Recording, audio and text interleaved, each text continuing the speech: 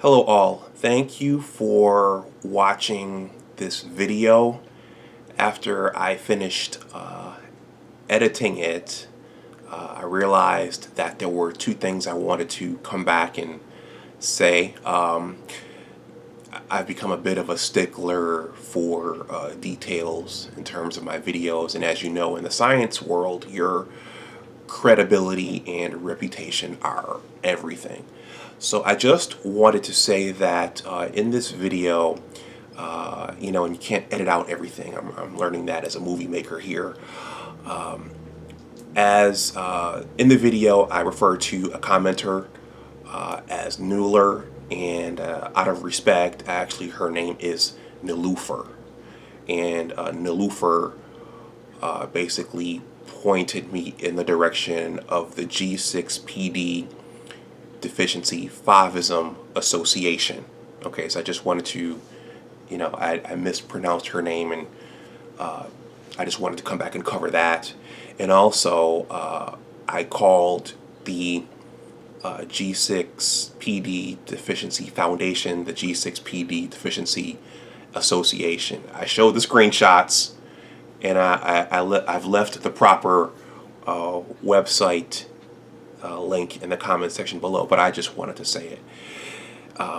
It's the foundation, not the association. In any case, I hope you enjoyed the video. Thank you for watching, and let me know if you have any questions or comments in the comment section below.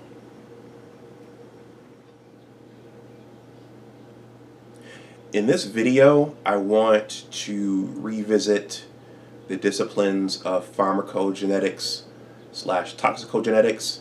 I want to revisit the discussion regarding individuals who are deficient in G6PD. And finally, I want to discuss the drug hydroxychloroquine and what it means for these individuals.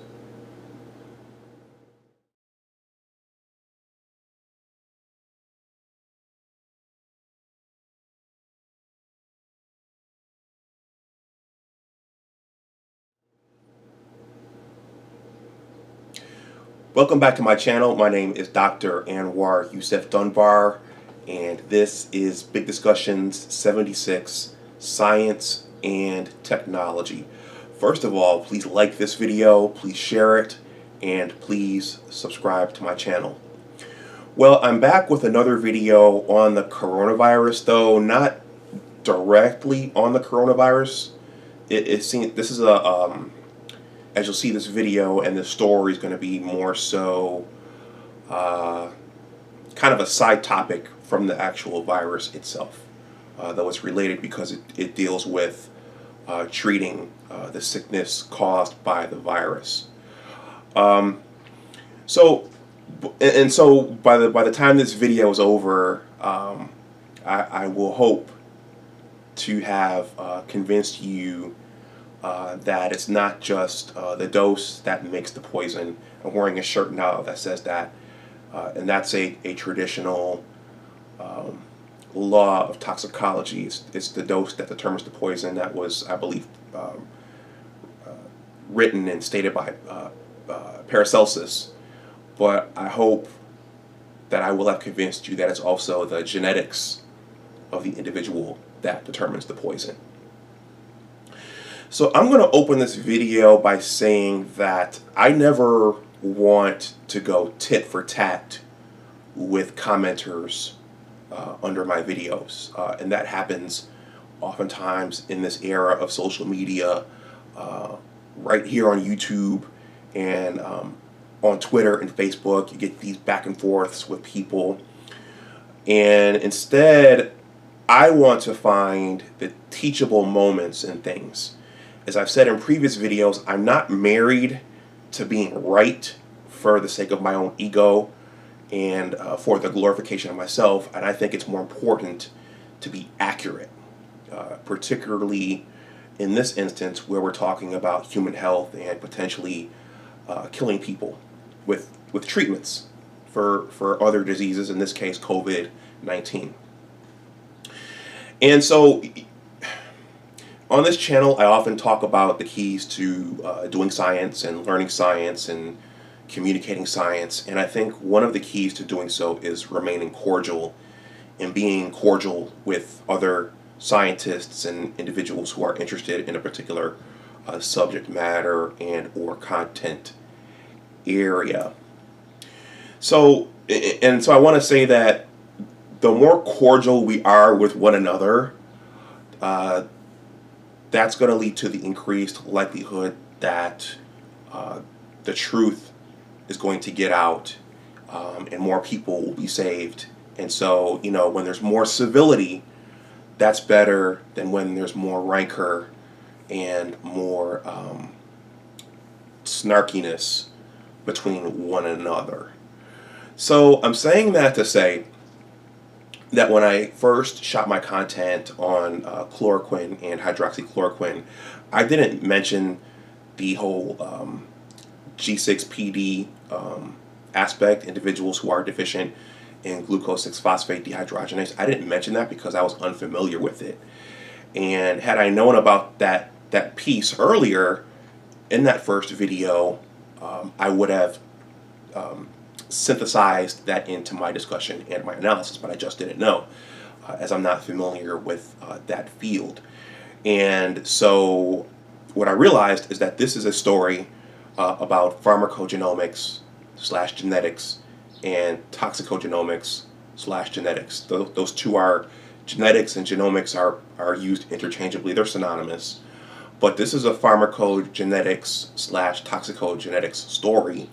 And so before I get into some of the things that I found, I want to have a short discussion on pharmacogenetics and toxicogenetics. So if you haven't, please like this video.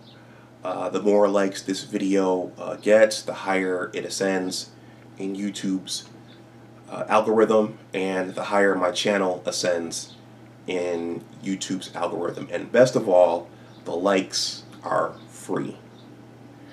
So I'm going to talk about pharmacogenetics and toxicogenetics at a very, very high level, meaning I'm not going to get very much into the complexity of it.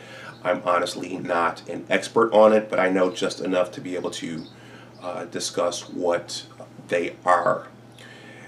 And so when you think about pharmacogenetics and toxicogenetics, you want to, I think that kind of takes us into the area of individualized medicine. And so thinking about the fact that we're all genetically different, even if we're born into the same family from the same set of parents, we could have different expressions of enzymes than even our brother or our sister and our mother or our father. And if you recall from one of my earlier videos, I talked about proteins basically being the workhorses of the cells, our body cells. One subclass in there are the enzymes, which catalyze all sorts of reactions depending upon the organ and tissue type. So I'm going to kind of dive into the ADME / drug metabolism subsection here. I'm going to leave that blog post in the description box below. I actually wrote a blog post on ADME / drug metabolism because I have some training in that.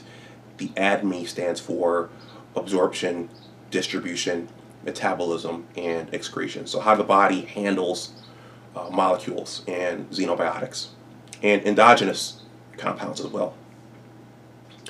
So I was first introduced to pharmacogenetics my first year, or maybe it was my second year, at the University of Michigan's, or should I say within the University of Michigan's Department of Pharmacology. I think it was our general principles in pharmacology class, and our department chair, I'll mention his name, I'm sure he won't mind, Dr. Hollenberg, who was a cytochrome P450 scientist, introduced, I believe, not only the first pass effect, but also the concept of pharmacogenetics. And so the context with which we were looking at it was how the liver handles drugs. So there are mixed function oxidases called cytochrome P450s, which are highly expressed in the liver. Some of the families are the 2 family, 2E1, 2B, 3A4, 3A5. The 3As are the families that the drug companies are most concerned with, because many of their pharmaceuticals that they generate will be metabolized by that isoform. So, and whenever we ingest something orally, it's going to go through the liver first before going to the rest of the body. So what the first pass effect is that when the drug goes through the portal vein from the small intestine into the liver, it can get metabolized so much on that first pass that the patient might not get a significant internal dose, and the drug may be rendered ineffective and, ineffective because it can't get to its site of action. So this is significant, because if the person has an overexpression of that cytochrome P450 isoform, the drug won't get in to do what it needs to do. This is also important because if the person expresses too little of that cytochrome P450 enzyme, then maybe too much drug will get into the body, and the person can get an excessive dose and potentially toxicity. So our cytochrome P450 enzymes very much impact the disposition of molecules, and we all don't express these enzymes the same way. So I think that's the take-home message here, even though I might have taken a long way around. So the cytochrome P450s, those are just one class of enzymes that pharmacogenetics can affect. Another class of enzymes in another population are Asians, and another enzyme is Aldehyde Dehydrogenase. And I remember my graduate advisor, he taught us this particular lesson, and he jokingly told us that my graduate advisor was of Japanese descent, and he told us that when he was in high school, he could never, his mother always knew when he was drinking because his face would flush red. And so individuals of Asian descent from certain countries, I believe Japan, China, and Korea, they are deficient in an enzyme called aldehyde dehydrogenase. And I'm going to leave an article about that in the description box below. That's alcohol dehydrogenase metabolizes alcohol to acetaldehyde, and aldehyde dehydrogenase metabolizes acetaldehyde to acetic acid. So because they can't metabolize the acetaldehyde, Asian individuals, their face can get flushed if they consume too much alcohol. So those are examples of pharmacogenetics, and now I'm going to talk about what this all means for G6PD and hydroxychloroquine. So once again, please like this video, as the likes are free. So in terms of pharmacogenetics, toxicogenetics, and individuals who are deficient in G6PD, hydroxychloroquine, and the novel coronavirus, all these things go together. This is in my opinion, this is a pharmacogenetics and toxicogenetics story. And so the individual, the commenter Nuller, she did point me to a website for the G6PD Favism Association, and I'm going to leave the link to their website in the description box below, in case you want to go and take a look around for yourself.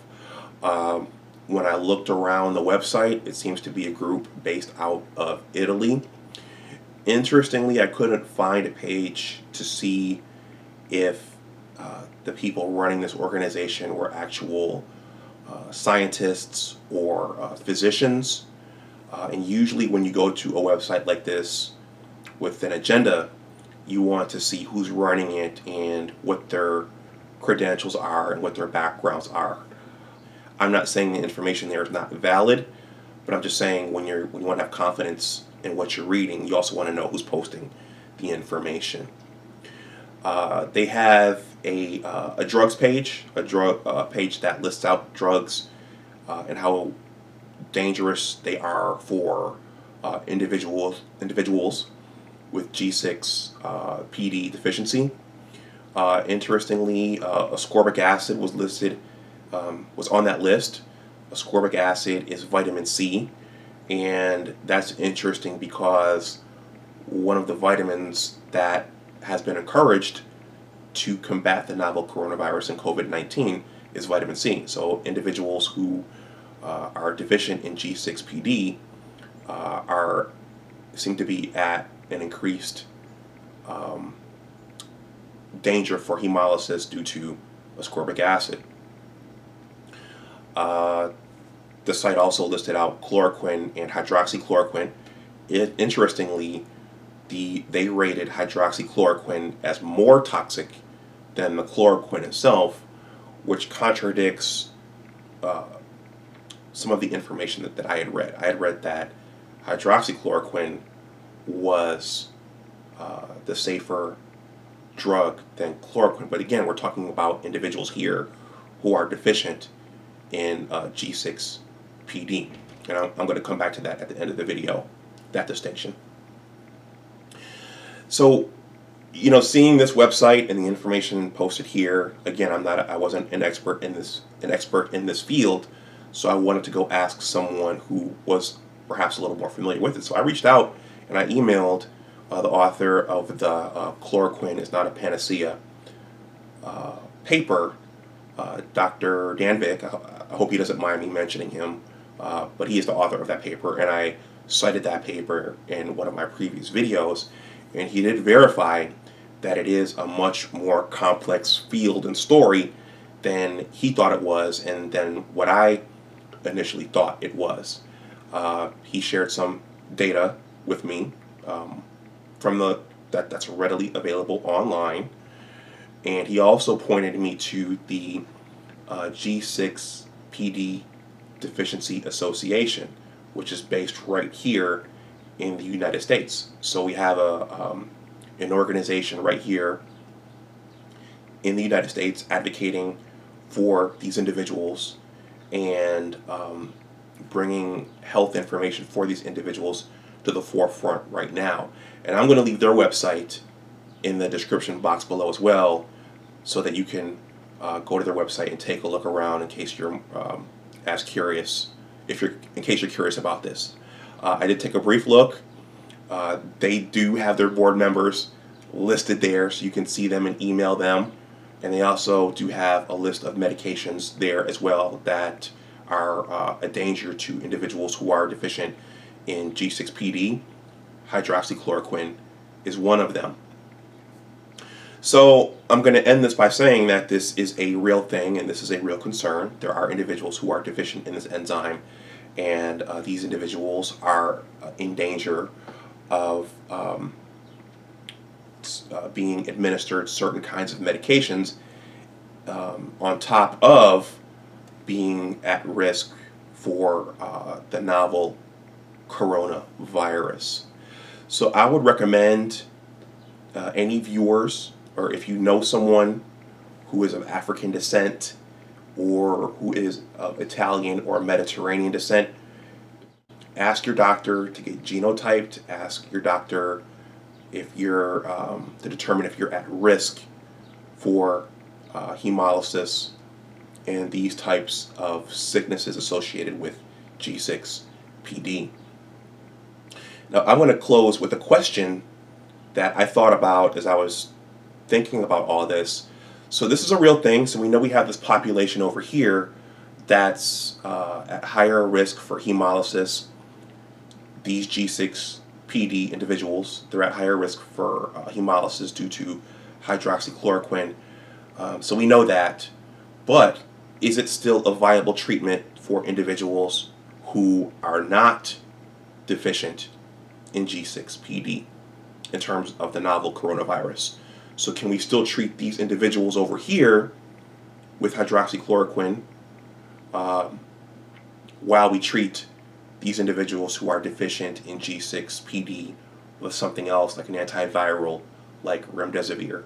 And I just made a video on that, which is preceding this video. That's just something I thought about. We have two different populations here. Everyone's being affected by the virus, and that's just something I thought about after looking at this information. But let me know what you think in the comment section below. Let me know if you have any questions or comments. Again, please be civil. This is something people are very, very passionate about. This virus is affecting everybody. It's affecting everyone's quality of life and lifestyle. And I will stop here. Please like this video. Please share it. And please subscribe to my channel. And as always, remember that your attitude determines your altitude. Take care, and I will talk to you the next time. Bye-bye.